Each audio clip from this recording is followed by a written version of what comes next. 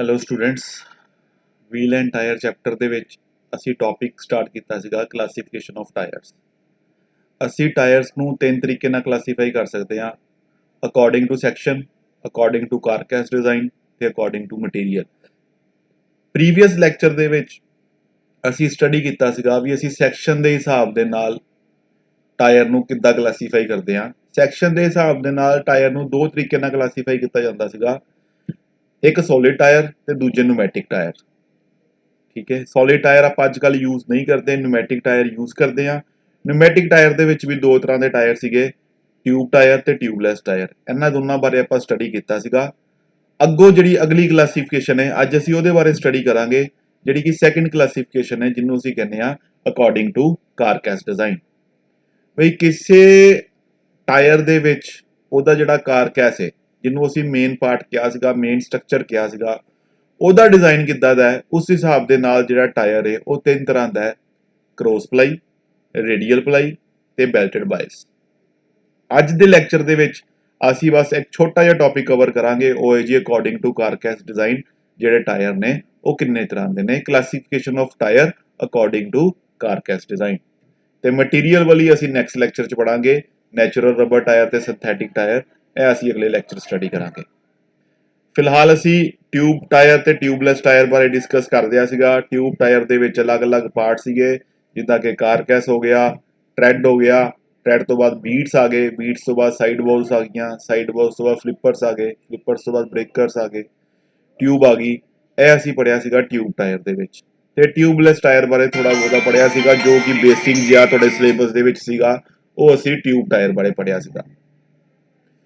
ਸੋ ਹੁਣ ਆਪਣਾ ਜਿਹੜਾ ਅਗਲਾ ਟੌਪਿਕ ਹੈ, ਜਿਹਦੇ ਬਾਰੇ ਆਪਾਂ ਡਿਸਕਸ ਕਰਨਾ ਹੈ, ਉਹ ਟੌਪਿਕ ਹੈ ਜੀ type of tyres according to carcass design. ਵੀ ਜਿਹੜਾ ਆਪਾਂ ਕਾਰਕੈਸ ਯੂਜ਼ ਕਰਦੇ ਪਏ ਆ, ਉਹਦੇ ਅਕੋਰਡਿੰਗ ਜਿਹੜਾ ਟਾਇਰ ਹੈ ਉਹਦੀਆਂ ਟਾਈਪਸ ਕਿਹੜੀਆਂ-ਕਿਹੜੀਆਂ। ਠੀਕ ਹੈ, ਅਕੋਰਡਿੰਗ ਟੂ ਕਾਰਕੈਸ ਜਿਹੜਾ ਟਾਇਰ ਹੋਏਗਾ ਉਹਦੀਆਂ ਕੀ ਟਾਈਪਸ ਹੋਣਗੀਆਂ, ਕੀ ਕੰਮ ਹੋਣਗੇ, ਉਹਦੇ ਬਾਰੇ ਆਪਾਂ ਸਟੱਡੀ ਕਰਾਂਗੇ।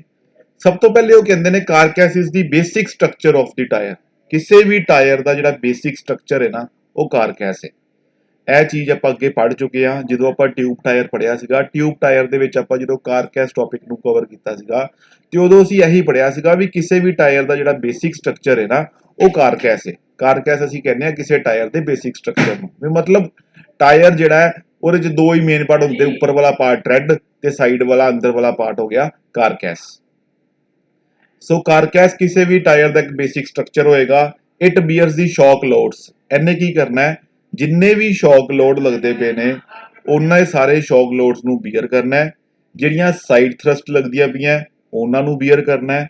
ਤੇ ਇਹਦੇ ਨਾਲ ਜਿੰਨਾ ਵੀ ਵਹੀਕਲ ਦਾ weight ਹੈ, ਉਹ ਸਾਰੇ ਦਾ ਸਾਰਾ ਕਾਰਕੈਸ ਨੇ ਬੀਅਰ ਕਰਨਾ ਹੈ।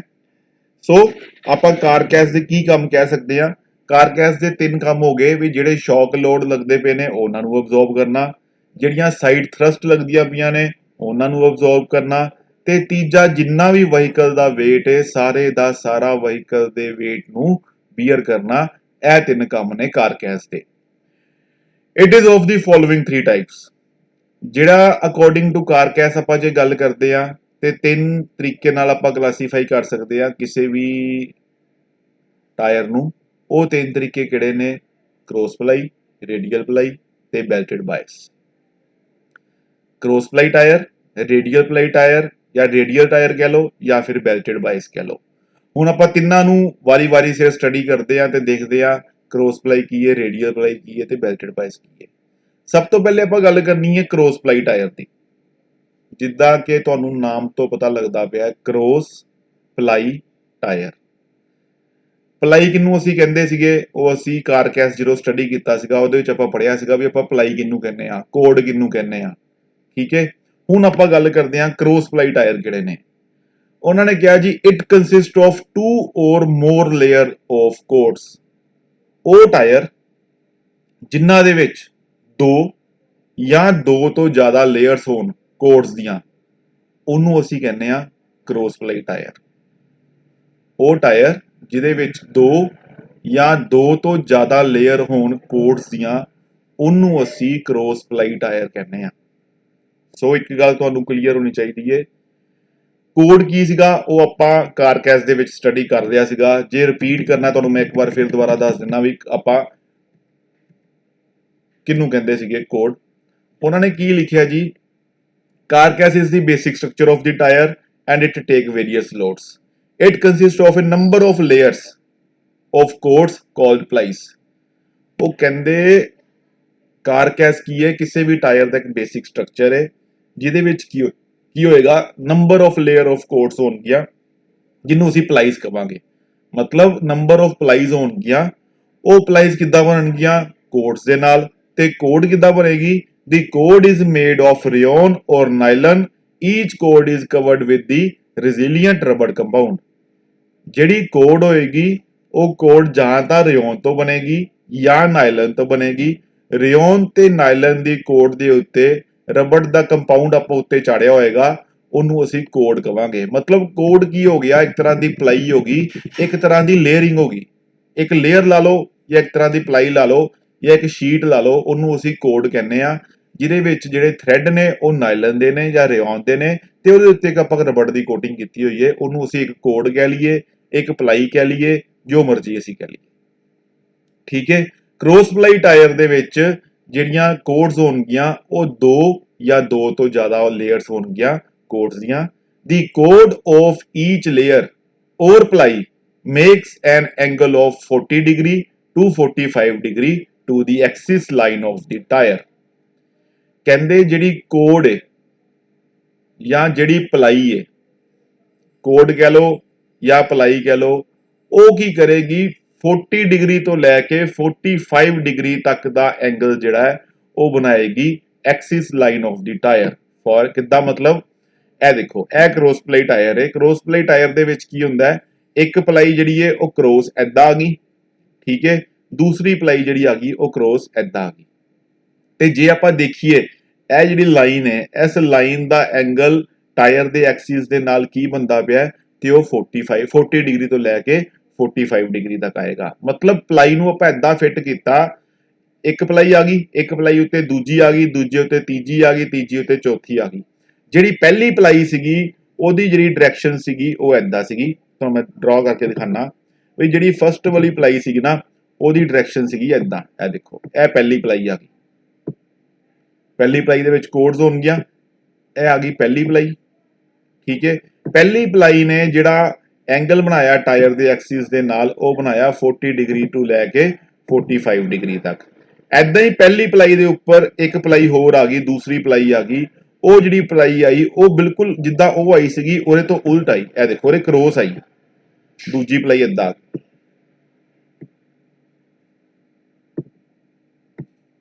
ਇਹ ਦੂਸਰੀ ਪਲਾਈ ਆ ਗਈ ਉੱਤੇ।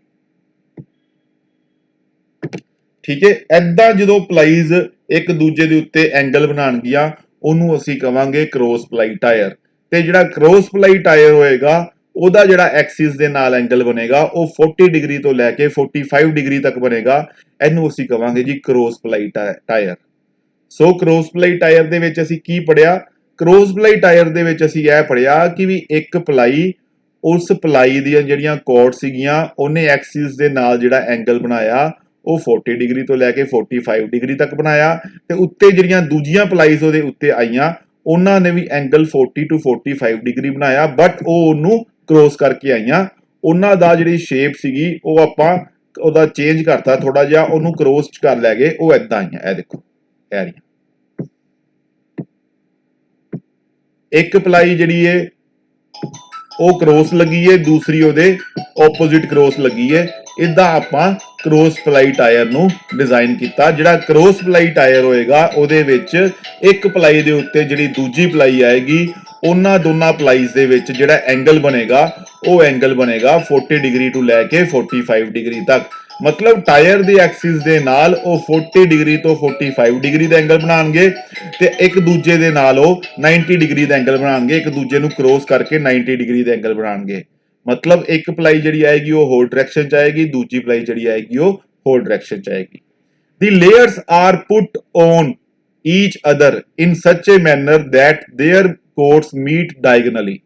ਉਹ ਕਹਿੰਦੇ ਇੱਕ ਲੇਅਰ ਦੇ ਉੱਤੇ ਦੂਜੀ ਲੇਅਰ ਨੂੰ ਇਸ ਤਰ੍ਹਾਂ ਰੱਖਿਆ ਜਾਏਗਾ ਵੀ ਉਹਨਾਂ ਦੀਆਂ ਜਿਹੜੀਆਂ ਕੋਰਸ ਨੇ ਇੱਕ ਦੂਜੇ ਨੂੰ ਡਾਇਗਨਲੀ ਮੀਟ ਕਰਨ, ਮਤਲਬ ਇੱਕ ਦੂਜੇ ਨੂੰ ਡਾਇਗਨਲੀ ਮੀਟ ਕਰਨ। ਇੱਕ ਐਦਾਂ ਆ ਗਿਆ, ਦੂਸਰਾ ਐਦਾਂ ਆ ਗਿਆ, ਇੱਕ ਐਦਾਂ ਆ ਗਿਆ, ਦੂਸਰਾ ਇਸ ਤਰ੍ਹਾਂ ਆ ਗਿਆ। ਇੱਕ ਜਿਹੜੀ ਲੇਅਰ ਸੀਗੀ ਆਪਾਂ ਪਹਿਲੇ ਪੜ੍ਹ ਲਿਆ ਸੀਗਾ ਵੀ ਇਹਦੇ ਵਿੱਚ ਜਿਹੜੀਆਂ ਨੰਬਰ ਆਫ ਲੇਅਰਸ ਹੋਣਗੀਆਂ ਨਾ, it consist of 2 or more layers, 2 ਜਾਂ 2 ਤੋਂ ਜ਼ਿਆਦਾ ਲੇਅਰ ਹੋਣਗੀਆਂ। ਇੱਕ ਲੇਅਰ ਜਿਹੜੀ ਹੋਏਗੀ ਉਹ ਐਕਸਿਸ ਦੇ ਨਾਲ 40 ਡਿਗਰੀ ਤੋਂ ਲੈ ਕੇ 45 ਡਿਗਰੀ ਤੱਕ ਦਾ ਐਂਗਲ ਬਣਾਏਗੀ, ਤੇ ਜਿਹੜੀਆਂ ਲੇਅਰਸ ਹੋਣਗੀਆਂ ਉਹਨਾਂ ਨੂੰ ਇਸ ਤਰ੍ਹਾਂ ਰੱਖਿਆ ਜਾਏਗਾ ਵੀ ਇੱਕ ਲੇਅਰ ਦੇ ਉੱਤੇ ਜਿਹੜੀ ਦੂਜੀ ਲੇਅਰ ਆਵੇ ਤੇ ਜਦੋਂ ਦੋਨਾਂ ਨੂੰ ਮੀਟ ਕਰੇ ਤੇ ਡਾਇਗਨਲੀ ਮੀਟ ਕਰੇ, ਜਿੱਦਾਂ ਕਿ ਇੱਕ ਤਰ੍ਹਾਂ ਕ੍ਰੋਸ ਬਣੇ। ਇਸ ਕਰਕੇ ਆਪਾਂ ਦਾ ਨਾਮ ਰੱਖਿਆ cross ply tyre. The tread is bonded directly to the top ply. ਜਿਹੜੇ ਟ੍ਰੈਡ ਲੱਗਣਗੇ, ਇਹ ਉੱਪਰ ਜਿਹੜੇ ਟ੍ਰੈਡ ਆਪਾਂ ਸ਼ੋ ਕੀਤੇ ਨੇ, ਇਹ ਜਿਹੜੇ ਟ੍ਰੈਡ ਲੱਗਣਗੇ, ਜਿਹੜੀ ਸਭ ਤੋਂ ਉੱਪਰ ਜਿਹੜੀ ਪਲਾਈ ਹੋਏਗੀ ਉਹਦੇ ਨਾਲ ਡਾਇਰੈਕਟਲੀ ਇਹਨੂੰ ਬਾਉਂਡ ਕੀਤਾ ਜਾਏਗਾ, ਇਹਨੂੰ ਅਟੈਚ ਕੀਤਾ ਜਾਏਗਾ। ਜਿਹੜੇ ਕ੍ਰੋਸ ਪਲਾਈ ਟਾਇਰ ਹੋਣਗੇ ਉਹਨਾਂ ਦੇ ਵਿੱਚ ਜਿਹੜਾ ਟ੍ਰੈਡ ਹੋਏਗਾ ਸਭ ਤੋਂ ਟੌਪ ਵਾਲੀ ਪਲਾਈ ਦੇ ਉੱਤੇ ਟ੍ਰੈਡ ਨੂੰ ਅਟੈਚ ਕੀਤਾ ਜਾਏਗਾ। The thread is bonded directly to the top ply. This type of tire is strong in all directions as the plies overlap. ਕਹਿੰਦੇ ਇਹ ਵਾਲਾ ਜਿਹੜਾ ਟਾਇਰ ਹੋਏਗਾ ਨਾ, ਜਿਹਨੂੰ ਅਸੀਂ ਕ੍ਰੋਸ ਪਲਾਈ ਟਾਇਰ ਕਹਿੰਦੇ ਆ, ਉਸ ਟਾਇਰ ਨੂੰ ਸਟਰੋਂਗ ਮੰਨਿਆ ਜਾਂਦਾ ਹੈ ਇਨ ਆਲ ਡਾਇਰੈਕਸ਼ਨਸ। ਹਰ ਡਾਇਰੈਕਸ਼ਨ ਦੇ ਵਿੱਚ ਉਹ ਸਟਰੋਂਗ ਹੋਏਗਾ। ਕਿਉਂ? ਕਿਉਂਕਿ ਇਹਦੇ ਵਿੱਚ ਪਲਾਈਸ ਕੀ ਕਰਦੀਆਂ ਪਈਆਂ, ਓਵਰਲੈਪ ਕਰਦੀਆਂ ਪਈਆਂ।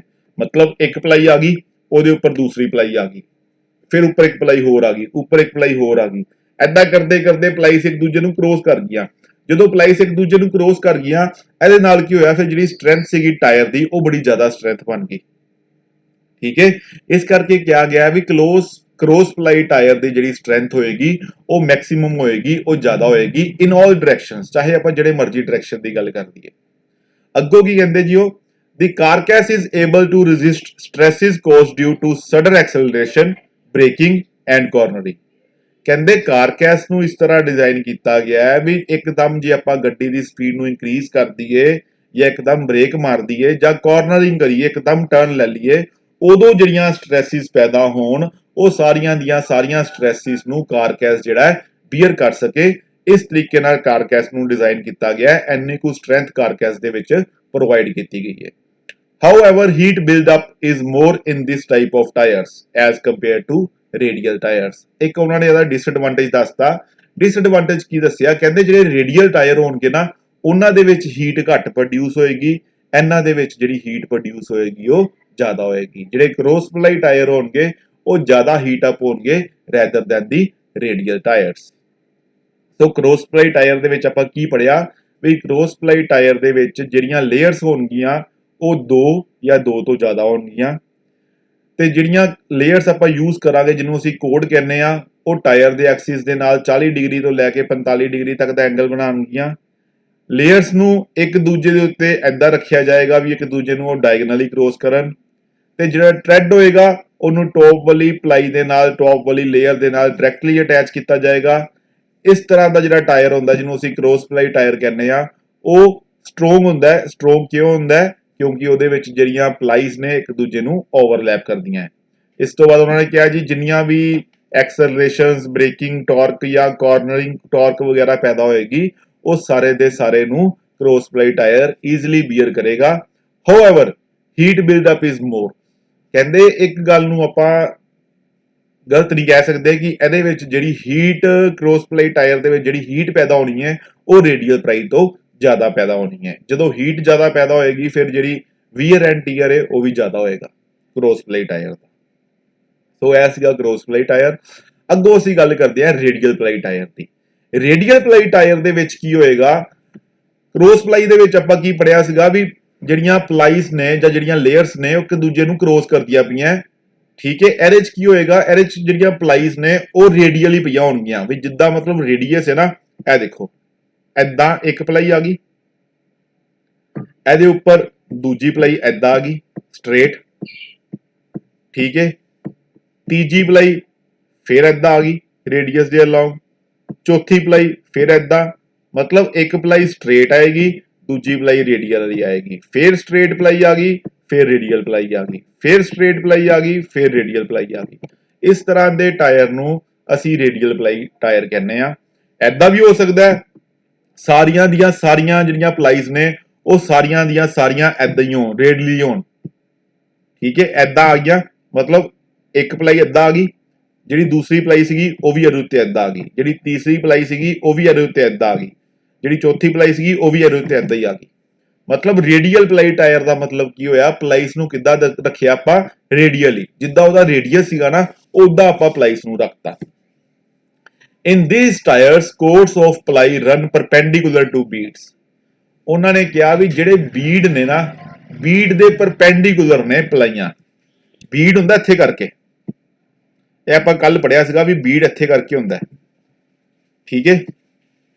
ਬੀਡ ਤੋਂ ਆਪਾਂ ਜੇ ਪਰਪੈਂਡੀਕੂਲਰ ਖਿੱਚੀਏ, मतलब बीड का परपेंडिकुलर यही आ गया सीधा, जे बीड तो आप परपेंडिकुलर लईए 90 डिग्री बीड तो यही बनया। एंड उन्होंने कहने का मतलब की ये सारिया पलाइयां जिहड़ियां ने वो इदां होणगियां, एक फिर दूजी फिर तीजी फिर चौथी, सारिया पलाइयां एक दूजे दे उपर होणगियां, उहनूं असीं कहांगे radial ply tyre. In these tire course of ply run perpendicular to the beads, the plies are parallel to each other। जिन्नियां भी plies होणगियां एक दूजे दे पैरेलल होणगियां। आपां ਉਹਦੇ ਚ ਕੀ ਪੜਿਆ ਸੀਗਾ ਵੀ ਇੱਕ ਕ੍ਰੋਸ ਪਲਾਈ ਦੇ ਵਿੱਚ ਕੀ ਪੜਿਆ ਸੀਗਾ, ਇੱਕ ਪਲਾਈ ਦੂਸਰੀ ਪਲਾਈ ਫਿਰ ਇੱਕ ਪਲਾਈ ਫਿਰ ਉਹਦੇ ਉੱਤੇ ਦੂਸਰੀ ਪਲਾਈ, ਮਤਲਬ ਇੱਕ ਦੂਜੇ ਨੂੰ ਕ੍ਰੋਸ ਕਰਦੀਆਂ ਪਈਆਂ ਸੀ ਇਸ ਤਰ੍ਹਾਂ। ਬਟ ਰੇਡੀਅਲ ਪਲਾਈ ਦੇ ਵਿੱਚ ਉਹਨਾਂ ਨੇ ਕੀ ਕਹਿਤਾ, ਇੱਕ ਪਲਾਈ ਆ ਗਈ ਉਹਦੇ ਉੱਪਰ ਦੂਸਰੀ ਤੀਸਰੀ ਚੌਥੀ, मतलब एक दूजे दे पैरेलल। जिद्दां ਇਹ चार फिंगर्स ने ते ਇਹ चार फिंगर्स ने एक दूजे दे पैरेलल ने, उदां ही रेडियल पलाई दे विच की होएगा, मतलब पलाईज जिहड़ियां होणगियां ਉਹ पैरेलल होणगियां। क्रॉस पलाई दे विच एक दूजे ਨੂੰ क्रॉस करनगियां ते रेडियल पलाई दे विच एक दूजे दे पैरेलल होणगियां। इस तरह ਆਪਾਂ डिजाइन करांगे रेडियल पलाई टायर ਨੂੰ। ਜਿਹੜੀਆਂ ਪਲਾਈਜ਼ ਨੇ ਇੱਕ ਦੂਜੇ ਦੇ ਪੈरेलल ਨੇ बट बीड ਦੇ परपेंडिकुलर ਨੇ, ਜਿਹੜੀਆਂ ਬੀਡਸ ਨੇ ਉਹਨਾਂ ਦੇ ਪਰਪੈਂਡੀਕੂਲਰ ਨੇ। ਅੱਗੋਂ ਕਹਿੰਦੇ stabiliser belts are applied parallel to beads between tread and radial plies. ਉਹਨਾਂ ਨੇ ਕੀ ਕਹਿਤਾ ਵੀ ਇਹਦੇ ਚ ਆਪਾਂ ਸਟੈਬਲਾਈਜ਼ਰ ਬੈਲਟ ਵੀ ਲਗਾਈਆਂ। Stabiliser belts are applied parallel to bead, ਉਹ ਬੀਡ ਦੇ ਪੈਰਲਲ ਹੋਣਗੀਆਂ, ਅੱਗੇ ਬੀਡ ਦੇ ਜਿਹੜੀਆਂ ਪਲਾਈਜ਼ ਨੇ ਉਹ ਬੀਡ ਦੇ ਪਰਪੈਂਡੀਕੂਲਰ, ਤੇ ਜਿਹੜੀਆਂ ਸਟੈਬਲਾਈਜ਼ਰ ਬੈਲਟ ਨੇ ਉਹ ਬੀਡ ਦੇ parallel between tread and radial plies. मतलब ट्रेड दे विचकार, ट्रेड की है टॉप वाला पार्ट ट्रेड, ए टॉप वाला पार्ट ट्रेड हो गया, ए नीचे की आ गया पलाइज आ गई, एक पलाई आ गई दूजी पलाई आ गई। वो कहते जिहड़ियां आपां स्टैबलाइजर बेल्ट लगाइयां वो लगाइयां पैरलल टू बीड्स, बीड्स दे पैरलल मतलब सीधियां इत्थे स्टैबलाइजर बेल्ट लगणगियां इहदे अंदर between tread and radial ply. ए ट्रेड ए नीचे रेडियल पलाई है, ਇਹਦੇ ਵਿਚਕਾਰ ਜਿਹੜੀਆਂ ਨੇ ਉਹ ਸਟੈਬਲਾਈਜ਼ਰ ਬੈਲਟ ਲੱਗਣਗੀਆਂ ਤੇ ਸਟੈਬਲਾਈਜ਼ਰ ਬੈਲਟ ਦੀ ਡਾਇਰੈਕਸ਼ਨ ਜਿਹੜੀ ਹੋਏਗੀ ਉਹ ਬੀਡਸ ਦੇ ਪੈਰਲਲ ਹੋਏਗੀ, ਬੀਡਸ ਦੇ ਪਰਪੈਂਡੀਕੂਲਰ ਨਹੀਂ ਹੋਏਗੀ। ਇਸ ਗੱਲ ਨੂੰ ਖਿਆਲ 'ਚ ਰੱਖਣਾ ਹੈ। ਸਟੈਬਲਾਈਜ਼ਰ ਬੈਲਟ ਕੀ ਸੀਗਾ ਇਹ ਆਪਾਂ ਟਿਊਬ ਟਾਇਰ ਦੇ ਵਿੱਚ ਪੜ ਚੁੱਕੇ ਆ already. It give strength to the beads, ਜਿਹੜੀ ਆਪਾਂ ਸਟੈਬਲਾਈਜ਼ਰ ਬਾਰਸ ਲਾਵਾਂਗੇ ਉਹ ਕੀ ਕਰਨਗੀਆਂ, ਬੀਡਸ ਨੂੰ ਸਟਰੈਂਥ ਪ੍ਰੋਵਾਈਡ ਕਰਨਗੀਆਂ, मतलब बीड ਨੂੰ ਹੋਰ ਮਜ਼ਬੂਤ ਬਣਾਉਣਗੀਆਂ। The material for stabilizer belt should be such that it is flexible but not extensible to retain the circumferential size of the tire। ਕਹਿੰਦੇ ਜਿਹੜੇ ਆਪਾਂ ਸਟੈਬਲਾਈਜ਼ਰ ਬੈਲਟ ਯੂਜ਼ ਕਰਨੇ ਨਾ ਉਹਦਾ ਮਟੀਰੀਅਲ ਐਦਾਂ ਦਾ ਹੋਣਾ ਚਾਹੀਦਾ ਜਿਹੜਾ ਫਲੈਕਸੀਬਲ ਹੋਵੇ, ਫਲੈਕਸੀਬਲ ਤੇ ਹੋਵੇ ਬਟ ਐਕਸਟੈਂਸੀਬਲ ਨਾ ਹੋਵੇ। ਫਲੈਕਸੀਬਲ ਤੇ ਐਕਸਟੈਂਸੀਬਲ ਚ ਦੋਨਾਂ ਚ ਫਰਕ ਹੈ। ਫਲੈਕਸੀਬਲ ਹੁੰਦਾ ਜਿਹੜਾ ਕੋਈ ਚੀਜ਼ ਫਲੈਕਸੀਬਲ ਹੋਈ ਉੱਤੇ ਫੋਰਸ ਪਈ और तुमने अपनी शेप चेंज की बाद फिर अपनी ओरिजिनल शेप च आ गई, ठीक है, उन्होंने कहता फ्लैक्सीबल। एक्सटेंसिबल की होंगे एक बार फोर्स पई उन्हें अपनी शेप चेंज की बाद जो अपनी ओरिजिनल पोजीशन ते आई नहीं, जिद्दां असीं इलैस्टिसिटी ते प्लास्टिसिटी पढ़ते हैं सॉम दे विच, उदां ही कहंदे आपां जिहड़ा मटीरियल यूज करना ना स्टैबलाइजर बेल्ट दा वो इदां दा यूज करना भी वो फ्लैक्सीबल ते होवे बट एक्सटेंसिबल ना होवे। जे वो एक्सटेंसिबल होएगा फिर ओहदी जिहड़ी सर्कमफ्रेंस है ਉਹਨੂੰ ਖਰਾਬ ਕਰ ਦੇਗਾ। मतलब जो आप प्रैशर पावे वो शेप जो चेंज हो जाएगी, वो चेंज शेप फिर हमेशा वास्ते चेंज शेप ही रह जाएगी, वापस अपनी जगह पर नहीं आएगा। इस करके आप की क्या भी जी स्टैबलाइजर बेल्ट यूज करनी है वो फ्लैक्सीबल हो, एक्सटेंसीबल ना हो, मतलब वो अपनी शेप न परमानेंटली उही ना रिटेन करके रख लवे। The sidewall of radial tires are more flexible than the cross ply tires। एक एडवांटेज होर आ गया रेडियल पलाई टायर का, वो की एडवांटेज आ गया भी ਜਿਹੜੀਆਂ रेडियल पलाई टायर ਦੀਆਂ साइड वॉल्स ਹੁੰਦੀਆਂ ਨਾ ਜਿਹੜੀਆਂ ਟ੍ਰੈਡਸ ਨੂੰ ਤੇ ਬੀਟਸ ਨੂੰ ਆਪਸ ਵਿੱਚ ਜੋੜਦੀਆਂ ਉਹ ਜ਼ਿਆਦਾ ਫਲੈਕਸੀਬਲ ਹੁੰਦੀ ਹੈ rather than close ply tyre. Close ply tyre ਦੇ ਵਿੱਚ ਸਾਈਡ ਵਾਲ ਫਲੈਕਸੀਬਲ ਨਹੀਂ ਹੁੰਦੀਆਂ ਤੇ ਜਿਹੜੀਆਂ ਰੇਡੀਅਲ ਵਾਲ ਹੈ ਉਹਦੇ ਚ ਜਿਹੜੀਆਂ ਐਕਚੁਅਲੀ ਇਹ ਨਹੀਂ ਕਹਿ ਸਕਦੇ ਫਲੈਕਸੀਬਲ ਨਹੀਂ ਹੁੰਦੀਆਂ, ਸਾਈਡ ਵਾਲ ਤੇ ਹੁੰਦੀ ਫਲੈਕਸੀਬਲ ਹੈ। ਇਹ ਆਪਾਂ ਪਹਿਲੇ ਪੜ੍ਹ ਚੁੱਕੇ ਆ ਵੀ ਸਾਈਡ ਵਾਲ ਜਿਹੜੀ ਉਹ ਫਲੈਕਸੀਬਲ ਹੋਣੀ ਚਾਹੀਦੀ ਹੈ, ਨਹੀਂ ਤੇ ਉਹ ਕ੍ਰੈਕ ਹੋ ਜਾਏਗੀ। ਬਟ ਕ੍ਰੋਸ ਪਲਾਈ ਟਾਇਰ ਦੇ ਵਿੱਚ ਜਿਹੜੀਆਂ ਸਾਈਡ ਵਾਲ ਹੋਣਗੀਆਂ ਉਹਦੀ ਫਲੈਕਸੀਬਿਲਿਟੀ ਘੱਟ ਹੋਏਗੀ ਤੇ ਰੇਡੀਅਲ ਪਲਾਈ ਟਾਇਰ ਦੇ ਵਿੱਚ ਜਿਹੜੀਆਂ ਸਾਈਡ ਵਾਲਸ ਹੋਣਗੀਆਂ ਉਹਦੀ ਫਲੈਕਸੀਬਿਲਿਟੀ ਜ਼ਿਆਦਾ ਹੋਏਗੀ। This allow more portion of the tread to keep in touch with road and reduce skidding. ਇਹਦੇ ਨਾਲ ਕੀ ਹੋਏਗਾ, ਫਲੈਕਸੀਬਿਲਿਟੀ ਜ਼ਿਆਦਾ ਹੋਣ ਦੇ ਨਾਲ ਕੀ ਹੋਏਗਾ, ਟਾਇਰ ਦਾ ਜਿਹੜਾ ਟ੍ਰੈਡ ਪਾਰਟ ਹੈ, ਥ੍ਰੈਡ ਲਿਖਤਾ ਇੱਥੇ ਥ੍ਰੈਡ ਨਹੀਂ ਆਣਾ ਟ੍ਰੈਡ ਆਣਾ ਹੈ, ਟਾਇਰ ਦਾ ਜਿਹੜਾ ਟ੍ਰੈਡ ਪਾਰਟ ਹੈ ਉਹ ਜ਼ਿਆਦਾ ਤੋਂ ਜ਼ਿਆਦਾ ਗਰਾਊਂਡ ਦੇ ਕੰਟੈਕਟ ਦੇ ਵਿੱਚ ਰਹੇਗਾ। ਜਿੰਨਾ ਜ਼ਿਆਦਾ ਗਰਾਊਂਡ ਦੇ ਕੰਟੈਕਟ ਦੇ ਵਿੱਚ ਰਹੇਗਾ ਉਨਾ ਟਾਇਰ ਦੇ ਸਲਿੱਪ ਹੋਣ ਦੇ ਚਾਂਸ ਘਟਣਗੇ। ਇਹ ਤੁਸੀਂ ਪਹਿਲੇ ਵੀ ਪੜ੍ਹ ਚੁੱਕੇ ਹੋ ਵੀ ਜਿੰਨਾ ਟਾਇਰ ਦਾ ਕੰਟੈਕਟ ਏਰੀਆ ਵੱਧ ਜਾਂਦਾ ਹੈ ਉਨਾ ਹੀ ਚੀਜ਼ ਦੇ ਸਲਿੱਪ ਹੋਣ ਦੇ ਚਾਂਸ ਘਟ ਜਾਂਦੇ ਨੇ। ਠੀਕ ਹੈ, ਇਹੀ ਕਾਰਨ ਹੈ ਵੀ ਆਪਣੀ ਜਿਹੜੀ ਬਾਈਕ ਹੈ ਉਹ ਸਲਿੱਪ ਕਰ ਜਾਂਦੀ ਹੈ ਬਟ ਜਿਹੜੀ ਕਾਰ ਹੈ ਉਹ ਜਲਦੀ ਸਲਿੱਪ ਨਹੀਂ ਕਰਦੀ। ਕਿਉਂ? ਕਿਉਂਕਿ ਕੰਟੈਕਟ ਏਰੀਆ ਜਿਹੜਾ ਟਾਇਰ ਦਾ ਉਹ ਵੱਧ ਜਾਂਦਾ in case of car. So ਇਹ ਸੀਗਾ radial ply tyre. Radial ply tyre ਤੋਂ ਬਾਅਦ ਆਪਾਂ ਅੱਗੋਂ ਕੀ ਕਹਿੰਦੇ ਰੇਡੀਅਲ ਪਲਾਈ ਟਾਇਰ ਦੇ ਵਿੱਚੋਂ, also rolling resistance of radial tyre is less and they wear more slowly. ਕਹਿੰਦੇ ਜਿਹੜੇ ਰੇਡੀਅਲ ਪਲਾਈ ਟਾਇਰ ਹੋਣਗੇ ਉਹਦੇ ਵਿੱਚ ਜਿਹੜੀ ਰੋਲਿੰਗ ਰੈਜ਼ਿਸਟੈਂਸ ਦੀ ਵੈਲਿਊ ਹੋਏਗੀ ਉਹ ਘੱਟ ਹੋਏਗੀ, ਇਸ ਕਰਕੇ ਉਹ ਜਿਹੜਾ ਰੇਡੀਅਲ ਪਲਾਈ ਟਾਇਰ ਹੈ ਉਹ ਘੱਟ ਘਸੇਗਾ, ਮਤਲਬ ਰੇਡੀਅਲ ਪਲਾਈ ਟਾਇਰ ਦੀ ਲਾਈਫ ਜਿਹੜੀ ਹੈ ਉਹ ਜ਼ਿਆਦਾ ਹੋਏਗੀ। ਰੋਲਿੰਗ ਰੈਜ਼ਿਸਟੈਂਸ ਕੀ ਚੀਜ਼ ਹੈ ਇਹ ਅਸੀਂ ਗੀਅਰ ਬਾਕਸ ਚੈਪਟਰ 'ਚ ਪੜ੍ਹ ਚੁੱਕੇ ਆ। ਰੋਲਿੰਗ ਰੈਜ਼ਿਸਟੈਂਸ ਅਸੀਂ ਕਿਹਨੂੰ ਕਹਿੰਦੇ ਆ, ਸੋ ਮੈਂ ਹੁਣ ਇੱਥੇ ਰਿਪੀਟ ਨਹੀਂ ਕਰਾਂਗਾ। Heat build up in radial tyre is also less. ਇਹ ਆਪਾਂ ਜਦੋਂ ਕ੍ਰੋਸ ਪਲਾਈ ਪੜ੍ਹਦੇ ਪਏ ਸੀਗੇ ਉਹਦੇ 'ਚ ਹੀ ਪੜ੍ਹ ਲਿਆ ਸੀਗਾ ਵੀ ਕ੍ਰੋਸ ਪਲਾਈ ਦੇ ਵਿੱਚ ਹੀਟ ਜ਼ਿਆਦਾ ਪੈਦਾ ਹੁੰਦੀ ਹੈ ਤੇ ਰੇਡੀਅਲ ਪਲਾਈ ਦੇ ਵਿੱਚ ਹੀਟ ਜਿਹੜੀ ਹੈ ਘੱਟ ਪੈਦਾ ਹੁੰਦੀ ਹੈ। ਸੋ ਨੈਕਸਟ ਆ ਗਿਆ ਜੀ ਬੈਲਟਡ ਬਾਇਸ ਟਾਇਰ। ਲਾਸਟ ਟੌਪਿਕ ਹੈ ਤੁਹਾਡਾ ਬੈਲਟਡ ਬਾਇਸ ਟਾਇਰ। ਇਹਦੇ ਚੋਂ ਕੀ ਕਹਿੰਦੇ ਨੇ, these tyre are the combination of cross ply and radial ply. ਕਹਿੰਦੇ ਜੀ ਆਪਾਂ ਕ੍ਰੋਸ ਪਲਾਈ ਟਾਇਰ ਤੇ ਰੇਡੀਅਲ ਪਲਾਈ ਟਾਇਰ ਦਾ ਕੰਬੀਨੇਸ਼ਨ ਬਣਾ ਦਈਏ ਤੇ ਉਹਨੂੰ ਅਸੀਂ ਕਵਾਂਗੇ ਬੈਲਟਡ ਬਾਇਸ ਟਾਇਰ। ਠੀਕ ਹੈ ਜੀ, ਮਤਲਬ ਜਿਹੜਾ ਕ੍ਰੋਸ ਪਲਾਈ ਟਾਇਰ ਹੈ ਨਾ ਉਹਨੂੰ ਅਸੀਂ ਬਾਇਸ ਪਲਾਈ ਟਾਇਰ ਵੀ ਕਹਿੰਦੇ ਆ। ਜਿਹੜਾ ਕ੍ਰੋਸ ਪਲਾਈ ਟਾਇਰ ਹੈ ਉਹਨੂੰ ਅਸੀਂ ਬਾਇਸ ਪਲਾਈ ਟਾਇਰ ਵੀ ਕਹਿੰਦੇ ਆ ਤੇ ਜਿਹੜਾ ਰੇਡੀਅਲ ਪਲਾਈ ਹੈ ਉਹਨੂੰ ਅਸੀਂ ਬੈਲਟਡ ਪਲਾਈ ਟਾਇਰ ਵੀ ਕਹਿੰਦੇ ਆ। ਸੋ ਇਹਨਾਂ ਨੇ ਜੋੜ ਕੇ ਇੱਕ ਨਾਮ ਬਣਾ ਦਿੱਤਾ ਬੈਲਟਡ ਬਾਇਸ ਟਾਇਰ, ਮਤਲਬ ਉਹ ਟਾਇਰ ਜਿਹੜਾ ਕੰਬੀਨੇਸ਼ਨ ਹੈ ਕ੍ਰੋਸ ਪਲਾਈ ਦਾ ਤੇ ਰੇਡੀਅਲ ਪਲਾਈ ਦਾ। there are bias plies in cross ply tires and also there are stabilizer belt। ਕਹਿੰਦੇ ਇਹਦੇ ਵਿੱਚ ਕੀ ਹੋਏਗਾ, ਬੈਲਟਡ ਬਾਇਸ ਟਾਇਰ ਦੇ ਵਿੱਚ ਕੀ ਹੋਏਗਾ, ਬਾਇਸ ਪਲਾਈਜ਼ ਹੋਣਗੀਆਂ ਇਨ ਜਿੱਦਾਂ ਕ੍ਰੋਸ ਪਲਾਈ ਟਾਇਰ ਦੇ ਵਿੱਚ ਪਲਾਈ ਸੀਗੀ ਨਾ ਇੱਕ ਐਦਾਂ ਦੂਸਰੀ ਐਦਾਂ ਫਿਰ ਐਦਾਂ ਉਦਾਂ ਹੀ ਬੈਲਟਡ ਬਾਇਸ ਦੇ ਵਿੱਚ ਕੀ ਹੋਏਗਾ, ਕ੍ਰੋਸ ਪਲਾਈ ਹੋਣਗੀਆਂ ਜਿੱਦਾਂ ਆਪਾਂ ਕ੍ਰੋਸ ਪਲਾਈ ਦੇ ਵਿੱਚ ਪੜਿਆ ਸੀਗਾ, ਨਾਲ ਸਟੈਬਲਾਈਜ਼ਰ ਬੈਲਟ ਵੀ ਲੱਗੀ ਹੋਏਗੀ ਜਿਹੜੀ ਆਪਾਂ ਚੈੱਕ ਕੀਤੀ ਸੀਗੀ ਪਿੱਛੇ ਆਪਣੇ ਰੇਡੀਅਲ ਪਲਾਈ ਦੇ ਵਿੱਚ। ਜਿਹੜੀਆਂ ਸਟੈਬਲਾਈਜ਼ਰ ਬੈਲਟ ਸੀਗੀਆਂ ਉਹ ਨਹੀਂ ਸੀਗੀਆਂ, ਸਟੈਬਲਾਈਜ਼ਰ ਬੈਲਟ ਜਿਹੜੀ ਸੀਗੀ ਉਹ ਬੈਲਟਡ ਉਹਦੇ ਵਿੱਚ ਕ੍ਰੋਸ ਪਲਾਈ ਦੇ ਵਿੱਚ ਨਹੀਂ ਸੀਗੀ ਬਟ ਰੇਡੀਅਲ ਪਲਾਈ ਦੇ ਵਿੱਚ ਸੀਗੀ। ਠੀਕ ਹੈ, ਐਦਾਂ ਹੀ ਜਿਹੜੀ ਸਟੈਬਲਾਈਜ਼ਰ ਬੈਲਟ ਹੋਏਗੀ ਉਹ ਬੈਲਟਡ ਬਾਇਸ ਟਾਇਰ ਦੇ ਵਿੱਚ ਵੀ ਲੱਗੀ ਹੋਏਗੀ between the ply and trade, ply ਤੇ ਟ੍ਰੈਡ ਦੇ ਵਿਚਕਾਰ। ਸੱਚ tyre have advantage of both the tire radial and cross ply tire।